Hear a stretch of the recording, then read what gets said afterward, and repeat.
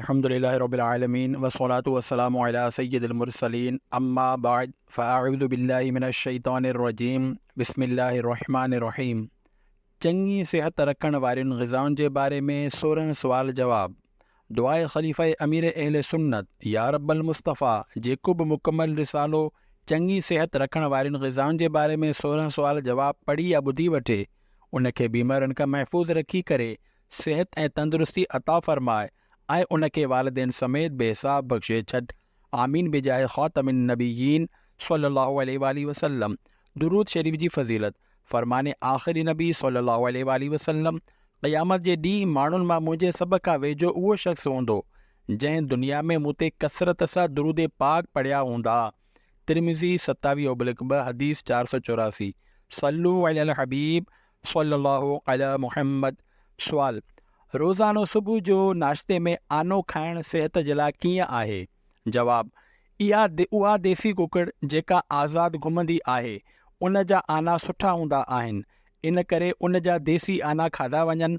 आनो हूअं वॾो फ़ाइदेमंद आहे ऐं इन में काफ़ी ग़िज़ाई जुज़ा हूंदा आहिनि। इन जी अछाण जा अलॻि फ़ाइदा आहिनि ऐं ज़र्दी जा अलॻि फ़ाइदा आहिनि। माण्हुनि जूं अलॻि अलॻि कैफ़ियतूं हूंदियूं आहिनि। जेकॾहिं तबियत जे मुवाफ़िक़ हुजे त ज़र्दी ऐं अछाण ॿई खाई सघजनि थियूं। जेकॾहिं ॿई मुवाफ़िक़ न हुजनि त जंहिंखे अछाण सही लॻे उहो अछाण खाए ऐं जंहिंखे सिर्फ़ु ज़र्दी मुवाफ़िक़ ईंदी हुजे उहो सिर्फ़ु ज़र्दी खाए। उमिरि सां गॾोगॾु हाज़मे जी कारकर्दगी में फ़र्क़ु पवंदो आहे। तंहिं करे जंहिंखां हिकु आनो हज़म थी वेंदो हुजे उहो सिर्फ़ु हिकु ई आनो खाए ऐं जंहिंखां 2 या 3 बि हज़म थी वेंदा हुजनि उहो भले 2 या 3 खाए। हर हिक जूं जिस्मानी कैफ़ियतूं मुख़्तलिफ़ हूंदियूं आहिनि।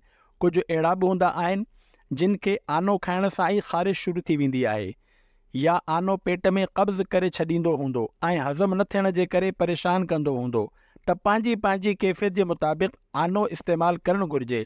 जेकॾहिं कंहिंखे पूरो आनो हज़म न थींदो हुजे त उहो अधु खाए, अधु बि न हलंदो हुजे त चोथों हिसो खाए। बहरहाल कुझु न कुझु आनो खाइणु घुरिजे, जो ही बि अल्लाह पाक जी नेमत आहे ऐं इन जा बि पंहिंजा फ़ाइदा आहिनि। सुवाल, कुझु माण्हू खीर में कचो आनो विझी पीअंदा आहिनि, छा ही सिहत जे लाइ फ़ाइदेमंद आहे? जवाब, खीर ऐं आनो ॿई फ़ाइदेमंद शयूं आहिनि, लिहाज़ा जंहिंखे ॿई शयूं हज़म थी वेंदियूं हुजनि त उहो इन्हनि ॿिन्ही खे मिलाए करे इस्तेमालु करे सघे थो। बल्कि मुमकिन आहे त जंहिंखे सिर्फ़ु आनो खाइण सां नुक़सानु थींदो हुजे त खीर सां मिलाए करे खाइण सां उन में घटिताई ईंदी। खीर ऐं आनो मिलाए करे खाइणु असांजी तबियत जे लाइ बहितर आहे या न, इन जी मालूमात जूं 2 सूरतूं आहिनि। हिकु ही त पंहिंजो तजुर्बो हुजे त आनो ऐं खीर मिलाए करे खाइण सां मूंखे फ़ाइदो थींदो आहे या नुक़सानु। ॿी सूरत ही त पंहिंजे डॉक्टर सां मशवरो कयो वञे। यादि रहे त डॉक्टर हमेशह हिकु ई रखणु घुरिजे। घणनि डॉक्टरनि ॾे वञण वारो कामयाबु नाहे थींदो, छो त कुझु दवाउनि जा साइड इफ़ेक्ट मनफ़ी असरात बि हूंदा आहिनि। हिकु डॉक्टर ख़ासि करे छॾींदा त उन खे मरीज़ जी कैफ़ियत ख़बर हूंदी त कहिड़ी दवा उन खे लॻंदी आहे ऐं कहिड़ी दवा सां उन खे एलर्जी थींदी आहे, कहिड़ी दवा सां इन जे पेट में गड़बड़ थींदी आहे ऐं कहिड़ी दवा सां इन जी निंड ख़तमु थी वेंदी आहे, वग़ैरह वग़ैरह। बहरहाल पंहिंजे डॉक्टर सां मशवरो करे वठिजे त मुंहिंजे लाइ आनो खाइणु फ़ाइदेमंद आहे या न। सुवाल, खाधे में समुंड वारो लूणु इस्तेमालु करणु घुरिजे या खाण वारो लूणु? जेके डीलर पंहिंजे फ़ाइदे लाइ लूण में मिलावट कंदा आहिनि उन्हनि जे बारे में अव्हां छा था इरशाद फ़रमायो? जवाब, मुंहिंजी नाक़िस मालूमात जे मुताबिक़ पहाड़ी लूणु, जंहिंखे लाहौरी लूणु बि चयो वेंदो आहे, ही वधीक फ़ाइदेमंद आहे। असां वॾो टुकड़ो वठी उन खे कुटे इस्तेमालु कंदा आहियूं। लाहौरी लूणु पीठल बि मिलंदो आहे, पर उन में मिटी ऐं पथरियुनि जा मिलियल हुजणु मुमकिन आहे। इन करे जो मिलावट करण वारा त पाणी में बि मिलावट करे मिनरल वाटर जे नाले सां विकिणंदा आहिनि। तरक़ी याफ़्ता मुल्कनि में सख़्ती हूंदी आहे, जंहिंजे करे उते ख़ालिस पाणी मिली वेंदो आहे, पर घटि तरक़ी वारनि मुल्कनि में मिलावट वधीक थींदी आहे। इन करे मिलावट करण वारा लूण में बि पत्थर मिलाए छॾींदा हूंदा। अल्लाह पाक उन्हनि खे हिदायत ॾे जो एतिरी सस्ती शइ में बि मिलावट कनि था ऐं पैसा कमाइण लाइ माण्हुनि जी हयातुनि सां खेॾनि था। लूण में जेकॾहिं मिलावट खे चेक करणो हुजे त थोरो लूणु पाणी में ॻारियो। जेकॾहिं लूणु ॻरी वञे, लूणु ॻरी वञण खां पोइ बि कुझु ज़रा पाणी जे तह में नज़र अचनि त ही मिलावट वारो कचिरो आहे जेको पाणी में न ॻरियो। सुवाल, छा हर मौसम में गरम पाणी ई पीअणु घुरिजे ऐं छा गरम पाणी हर माण्हू लाइ फ़ाइदेमंद आहे? जवाब, तिबी तौर ते गरम पाणी पीअणु फ़ाइदेमंद आहे। हिकु कौल जे मुताबिक़ थधि में गरम पाणी पीअण सां बीमारियुनि खां हिफ़ाज़त थींदी आहे। थी सघे थो त पंहिंजे तबियत जे मुताबिक़ अहिड़ियूं शयूं फ़ाइदेमंद हुजनि, लिहाज़ा हीअ बि थी सघे थो त कंहिंखे गरम पाणी सां फ़ाइदो न थिए। हिन तरह जो इलाजु पंहिंजे डॉक्टर जे मशवरे सां करणु फ़ाइदेमंद हूंदो आहे। डॉक्टर हिकु ई हुजणु घुरिजे जो उनखे मरीज़ जी तबियत जी ख़बर हूंदी आहे त कहिड़ी दवा इन जे लाइ फ़ाइदेमंद आहे ऐं कहिड़ी दवा इन लाइ नुक़सानकार आहे। नवनि डॉक्टरनि ॾे वेंदासीं त उनखे ख़बर न पवंदी। बहरहाल आम तौर ते गरम पाणी पीअणु फ़ाइदेमंद आहे। सुवाल: अक्सर ॾिठो वियो आहे त अव्हां खाधो शुरू करण खां अॻु पाणी पीअंदा आहियो, इन जो छा सबबु आहे? जवाब: तबीबनि सिहत जे हिफ़ाज़त जे लाइ कुझु उसूल ॿुधाया आहिनि। इन्हनि मां हिकु हीअ बि आहे त हर शइ खे उन जे मुनासिब वक़्त में ई खाइणु फ़ाइदो ॾींदो आहे, जॾहिं उन में बेएहतियाती सिहत लाइ नुक़सानदेह थी सघे थी। उन ई उसूल जी पेश नज़र खाइण खां पहिरियां पाणी पीअणु सिहत जे लाइ फ़ाइदेमंद ॿुधायो वियो आहे। तिबी नुक़्ते निगाह सां फ्रूट खाइण खां पहिरियां बि पाणी पीअणु फ़ाइदेमंद आहे। अहिड़ी तरह चांहि पीअण खां पहिरियां बि पाणी पीअणु फ़ाइदेमंद आहे। सुवाल: छा मानी खाइण खां पहिरियां पाणी पी सघूं था? जवाब: जी हा, मानी खाइण खां पहिरियां पाणी पीअण में को हर्ज नाहे, छो त ॿुधो ऐं पढ़ियो आहे त खाधे खां पहिरियां पाणी पीअण सां आंड्रा रवां थी वेंदा आहिनि। जेके माण्हू ॻरियूं ग़िज़ाऊं पंहिंजे पेट में विझंदा आहिनि ऐं कबाब समोसनि ते टुटी पवंदा आहिनि, उहे डॉक्टरनि वटि धिका खाईंदा वतंदा आहिनि। सुवाल: फ्रूट खाधो खाइण खां पहिरियां खाइणु घुरिजे या बाद में? जवाब: उसूली तौर ते फ्रूट खे खाधे खां पहिरियां खाइणु घुरिजे, पर असां वटि अॼुकल्ह आम तौर ते फ्रूट खाधे खां पोइ खाधो वेंदो आहे। इमाम मुहम्मद बिन मोहम्मद ग़ज़ाली रहमतुल्लाह अलैह फरमाइनि था, जेकॾहिं फ्रूट हुजे त पहिरियां उहो पेश कयो वञे, छो त तिबी लिहाज़ सां उन जो खाधे खां पहिरियां खाइणु वधीक मुनासिबु आहे। ही जल्दी हज़म थींदा आहिनि, तंहिं करे इन्हनि खे मैदे जे हेठिएं हिसे में हुजणु घुरिजे ऐं क़ुरान पाक मां बि फ्रूट जे पहिरियां हुजण जी आगाही मिले थी। जीअं त क़ुरान पाक में सूरह वाक़िआ आयत नंबर 20 में आहे, जुमो कंज़ुल ईमान ऐं मेवा जेके पसंदि कनि। वरी इन खां बाद फरमायो, तर्जुमो कंज़ुल ईमान ऐं पखियुनि जो गोश्त जेको चाहिनि। पोइ फ्रूट खां बाद खाधे में गोश्त ऐं सुईद कुटीअ खे मुक़दम अॻिते रखणु अफ़ज़ल आहे, यानी कुटीअ खे अवल रखणु अफ़ज़ल आहे। ऐं फ्रूट खां अलावा ॿिया खाधा हुजनि त पहिरियां फ्रूट खाइणु घुरिजे, पोइ गोश्त, उन खां बाद सुरीद। आला हज़रत रहमतुल्लाह अलैह रिवायत नक़ल कनि था, खाधे खां पहिरियां हिंदाणो खाइण सां पेट ख़ूब साफ़ थी वेंदो आहे ऐं बीमारियुनि खे जड़ खां ख़तमु करे छॾींदो आहे। सुवाल: सूफ़ खाइण जा कुझु फ़ाइदा इरशाद फरमायो। जवाब: जनवरी 2017 जे माहवार फैज़ान मदीना जे सफ़े नंबर 29 ते सूफ़ खाइण जा कुझु फ़ाइदा हिन तरह बयानु कया विया आहिनि। मेवनि मां सूफ़ खे सभ खां वधीक ताक़त ॾियण वारो सम्झियो वेंदो आहे। सूफ़ हिकु ख़ुशि ज़ाइक़ा ऐं एनर्जी सां भरपूर मेवो आहे। सूफ़ यानी एपल जे बारे में चयो वेंदो आहे त नाश्ते में हिकु सूफ़ खाओ ऐं कॾहिं डॉक्टर ॾे न वञो। सूफ़ जे बेशुमार फ़ाइदनि मां कुझु पेश ख़िदमत आहिनि। हिकु, सूफ़ दिलि ऐं दिमाग़ खे फ़रहत पहुचाईंदो आहे। ॿ, दिलि खे ताक़त ॾींदो आहे ऐं घबराहट खे परे कंदो आहे। 3, सूफ़ रतु पैदा कंदो ऐं चहिरे जे रंग खे साफ़ कंदो आहे। 4, सूफ़ जिगर लीवर जे इस्लाह कंदो आहे, मैदे खे ताक़त ॾींदो आहे। 5, नेराने यानी ख़ाली पेट खीर सां गॾु सूफ़ सेहत बख़्श आहे। 6, सूफ़ जो जूस पेट ऐं आंड्रनि जा जरासीम मारींदो आहे। 7, सूफ़ ॾंदनि ऐं होड़नि खे मज़बूत कंदो आहे। 8, दस्त, टाइफाइड, तपदक ऐं खंघि में फ़ाइदेमंद आहे। गले जी टीबी खे तपदक सॾियो वेंदो आहे ऐं पेचिश हिकु क़िस्म जो पेट जो मर्ज़ आहे, जंहिंमें कॾहिं कॾहिं रतु ऐं गंद बि ईंदो आहे। 9, सूफ़ जो मुरब्बो दिलि ऐं दिमाग़ खे मज़बूत कंदो आहे। 10, सूफ़ नज़र ऐं हाफ़िज़े खे तेज़ कंदो आहे। 11, सूफ़ पथरी खे रोकण में अहम किरदारु अदा कंदो आहे। 12, कचो सूफ़ गरम करे सोज वारी जॻह ते लॻाइणु फ़ाइदेमंद आहे। 13, सूफ़ कोलेस्ट्रोल खे वधण खां रोकींदो ऐं सोज खे घटि कंदो आहे। 14, हिकु तहक़ीक़ जे मुताबिक़ सूफ़ हर तरह जे कैंसर खे रोकींदो आहे। सूफ़ जो सिरको हिॾकी खे रोकींदो, नीड़ी जी तकलीफ़ में राहत, नज़ले ऐं ज़ुकाम खां आराम ॾींदो आहे ऐं वज़न घटाईंदो आहे। मेवनि ऐं खाइण पीअण जे शयुनि ते रंग कयो वेंदो आहे। धोखेबाज़ माण्हू सिर्फ़ु सूफ़ जे खल ते ॻाढ़ो रंग चाढ़ींदा आहिनि। सूफ़ जी खल ते जेकॾहिं वाक़ई में रंग थियल हुजे त उनखे लाहे करे खाइजे, न त सूफ़ खे खल समेत खाइणु घुरिजे, छो त खल जे हेठियां विटामिन जी तह हूंदी आहे। बनावटी रंग कयल सूफ़ ख़रीद करण खां बचणु ॾाढो ॾुखियो आहे, छो त असांखे ख़बर नाहे पवंदी त कहिड़े सूफ़ ते रंग कयो वियो आहे। शायदि सूफ़ ते कपिड़ो रंगण वारो रंग लॻायो वेंदो आहे, छो त फूड कलर महांगो हूंदो आहे।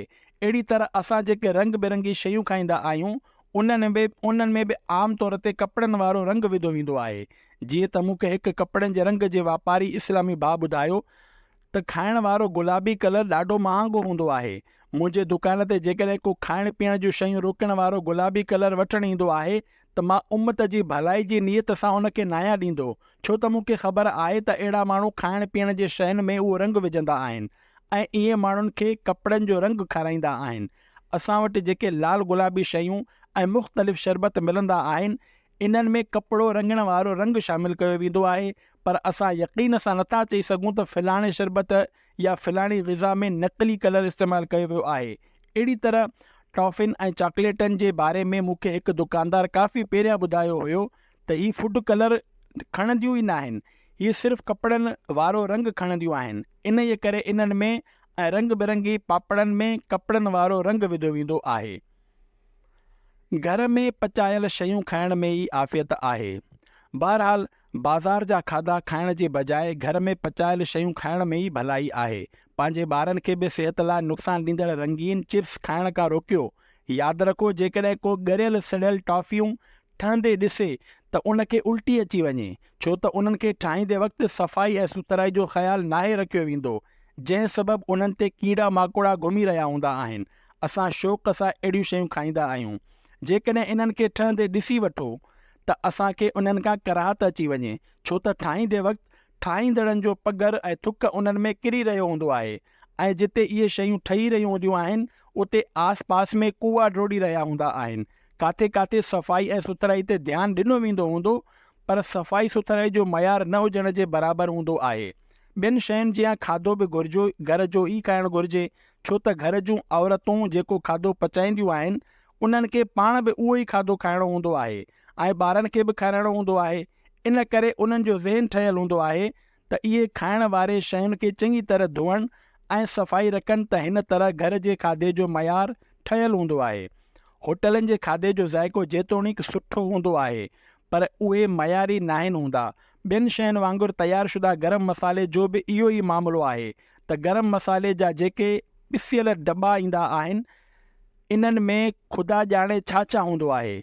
तव्हांखे अहिड़ा माण्हू मिलंदा जेके खाधनि में तयारु कयल गरम मसालो न आहिनि विझंदा, उहे अलॻि अलॻि मसालो वठी पीही करे पोइ इस्तेमालु कंदा आहिनि। हर कंपनी ग़लति शइ ठाहींदी हुजे ही ज़रूरी न आहे, पर अॼुकल्ह मिलावट ऐं धोखेबाज़ी जो दौरु आहे। थी थो सघे इहो ई सबबु आहे जो असां एतिरियुनि बीमारियुनि ऐं परेशानियुनि में फाथल आहियूं ऐं असांजो सुकून बर्बादु आहे।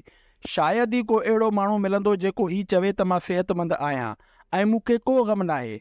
को बे औलादी जे करे परेशानीअ में आहे त कंहिंखे उन जी औलाद सूर ॾिना आहिनि। को बीमार पियो आहे त कंहिंखे कर्ज़नि जकड़े रखियो आहे। कंहिंजा पैसा को फॿाए वेठो आहे त कंहिंजे घर जे मालिक मकान उन लाइ ऋण बारे ॾिनो आहे ऐं वरी कंहिंजे पाड़ेसरी उन जी ज़िंदगी मुश्किल करे छॾी आहे। त हिन तरह हर तरफ़ बदअमनी फैलियल आहे ऐं माण्हुनि जूं नियतूं ऐं किरदार ख़राब थी चुका आहिनि। अल्लाह पाक पंहिंजे सुठे ऐं प्यारे महबूब सल्लल्लाहु अलैहि वसल्लम जे सदक़े असांखे सुठो बणाए। यादि रहे, जेकॾहिं पंहिंजो ई ज़हन ठाहिजे त हाणे असां मिलावट करणु, गारियूं ॾियणु, कूड़ ॻाल्हाइणु, गिला करणु, नमाज़ूं क़ज़ा करण खां बचंदासीं ऐं मुस्लमाननि जी ख़ैर ख़्वाही जे बारे में सोचींदासीं त इंशा अल्लाहुल करीम चङाई पखिड़िबी ऐं असां चङाई फैलाइण जो सबबु बणिजंदासीं। इन जी बरकत सां दुनिया में बि अमन क़ाइमु थी वेंदो ऐं क़ब्र ऐं हशर में बि इंशा अल्लाहुल करीम अमन नसीब थींदो। इन तरह जेकॾहिं असां सभई मिली करे दावत इस्लामी खे दुनिया में आम कयूं ऐं हर तरफ़ सुन्नतुनि जूं धूमूं मचायूं त इंशा अल्लाहुल करीम अमन क़ाइमु थी वेंदो। बाक़ी वॾियूं वॾियूं ॻाल्हियूं करण ऐं अख़बारुनि में बयानु ॾियण सां कमु नाहे थींदो, कमु करण सां ई थींदो आहे। सुवाल: पोड़ाइप अचण खां पहिरियां अहिड़ो छा कजे जो पोड़ाइप में घटि खां घटि तकलीफ़ थिए? जवाब: जंहिं जवानीअ ते तोखे नाज़ आहे इहा हिकु ॾींहुं ख़तमु थी वेंदी। जवानी में 20-22 साल ताईं खीरु पीअणु वधीक फ़ाइदेमंद आहे। इन में कैल्शियम हूंदो आहे जंहिंसां हॾियूं मज़बूत थींदियूं आहिनि। जिन माण्हू जे हॾनि ऐं जोड़नि में सूरु हूंदो आहे, थी थो सघे उन नंढपण में खीरु न पीतो हुजे। मां नंढपण में 1 रुपए जो मेंह जो ख़ालिस खीरु आणींदो हुयुसि। थी थो सघे इन में थोरो घणो पाणी बि मिलाईंदा हुजनि, पर असांजे साम्हूं खीरु ॾुअंदा हुया ऐं खीर ते झग ठहंदी हुई। खीरु विकिणण वारा झग परे करे खीरु तोरींदा हुआ, पोइ झग फ्री में विझी ॾींदा हुआ। हालांकि झग में वज़न नाहे हूंदो, पर इन सां ख़रीदण वारे ते हिकु नफ़सियाती असरु थींदो आहे। उन खीर ते मलाई जी अहिड़ी तह ॼमंदी हुई जो हाणे बि उनखे यादि कजे त मुंहं में वात में पाणी अची वञे। असांजे दौर में मेंह जा वाड़ा शहर में ई हूंदा हुआ, पर जॾहिं आबादी वधी त माण्हुनि खे तकलीफ़ खां बचाइण लाइ मेंहनि जा वाड़ा भेंस कॉलोनी वग़ैरह मुंतक़िल थी विया। इहो हिकु सुठो अमल आहे। उन वक़्तु एतिरी धोखेबाज़ी न हुई जेतिरी हाणे आहे। बहरहाल, जवानी में खीरु पीओ, मैदे, सणभ ऐं मिठाण वारी शयुनि खां परहेज़ कयो। इनशा अल्लाहुल करीम ओड़ाइप में सेहतमंद रहंदव। सुवाल: नारियल खाइण ऐं उन जो तेल हणण जा फ़ाइदा छा आहिनि? जवाब: मिस्री खंड जी हिकु क़िस्म आहे सां गॾु रोज़ानो नेरानो ख़ाली पेट 1 तोलो नारियल खाइणु बीनाई खे ताक़त ॾींदो आहे, पेट खे नरम कंदो आहे ऐं बुख खे वधाईंदो आहे। नारियल जो तेल मथे में हणण सां वार वधंदा आहिनि ऐं दिमाग़ जे लाइ बि फ़ाइदेमंद आहे। सुवाल: जेरो खाइण जा फ़ाइदा आहिनि या नुक़सान? इन हवाले सां अव्हां छा तजुर्बो आहे? जवाब: जेरो सुठी शइ आहे, खाधो वेंदो आहे ऐं हलाल बि आहे। जेरो कोलेस्ट्रोल सां भरियल हूंदो आहे, लिहाज़ा जंहिंखे दिलि जी बीमारी हुजे या कोलेस्ट्रोल लेवल वधीक हुजे उहो जेरो खाइण खां परहेज़ करे। जेरे में कार्बोहाइड्रेट बि वधीक हूंदो आहे, लिहाज़ा जंहिंखे गैस जी बीमारी हुजे उहे हिन खे खाइण खां परहेज़ कनि। आमतौर ते गऊं, बकरी ऐं कुकड़ जो जेरो खाधो वेंदो आहे, पर जंहिंखे यूरिक एसिड जो मर्ज़ हुजे उहो रेड मीट यानी बकरी, गऊं, मेंह ऐं उट जो गोश्त या जेरो खाइण खां परहेज़ कनि। सुवाल: गरम मौसम में छा एहतियात करणु घुरिजे? जवाब: गर्मियुनि जे मौसम में पाणी पीअण ते ध्यानु ॾियणु घुरिजे। उन जे लाइ पाणी जी मिक़दार ख़ासि करे छॾियो। मिसाल जे तौरु ॿारहीं जी निस्बत सां 12 गिलास पाणी पीओ, छो त सख़्तु गर्मी जे करे पघर निकिरी रहियो हूंदो आहे। थी सघे थो त 12 गिलास पाणी बि काफ़ी न थिए, इन करे चङी तरह पाणी पीओ। 12 गिलास अधु न बल्कि पूरा भरे करे पीअणा आहिनि। मूं वटि हिकु प्यालो आहे, मुंहिंजे ख़्याल में इन प्याले में 2 गिलास पाणी अची वेंदो हूंदो। मां हिकु वक़्त में पूरो प्यालो भरे हिकु भेरो पी छॾींदो आहियां। इफ़्तार जे वक़्तु 1.5 या 2 प्याला पाणी पी वेंदो आहियां ऐं मानी जे दौरान बि पाणी पीअंदो आहियां ऐं वरी ग़िज़ाउनि में बि पाणी हूंदो आहे। अहिड़ी तरह मुंहिंजी पाणी पीअण जी आदत ठहियलु आहे।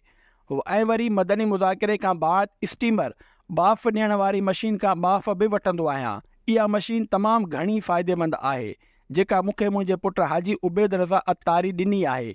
अल्हम्दुलिल्लाह, मूंखे बाफ़ वठण जो फ़ाइदो नज़र अची रहियो आहे। ईअं पाणी पीअण वांगुरु मुंहिंजी बाफ़ वठण जी बि आदत ठही वई आहे ऐं हाणे मां इन आदत खे छॾणु नथो चाहियां। यादि रखो, स्टीमर ऑटोमेटिक मशीन आहे जेका हलण जी कुझु देरि खां बाद बाफ़ ॾियणु शुरू कंदी आहे। अव्हां पंहिंजी आसानी जे लाइ स्टीमर खां बाफ़ वठण जो वक़्तु ख़ासि करे छॾियो। मिसाल तौरु 5, 7 या 10 मिंटनि ताईं वात ऐं नक जे ज़रिए गरम बाफ़ वठो। ख़ासि कयल वक़्तु ख़तमु थींदे ई मशीन अज़ ख़ुदि बंदि थी वेंदी, जंहिंखां थी सघे इहो बाफ़ वठे। सुवाल: का अहिड़ी ग़िज़ा ॿुधायो जंहिंखे खाई करे असां थधि जे ॾींहं में सेहतमंद रही सघूं?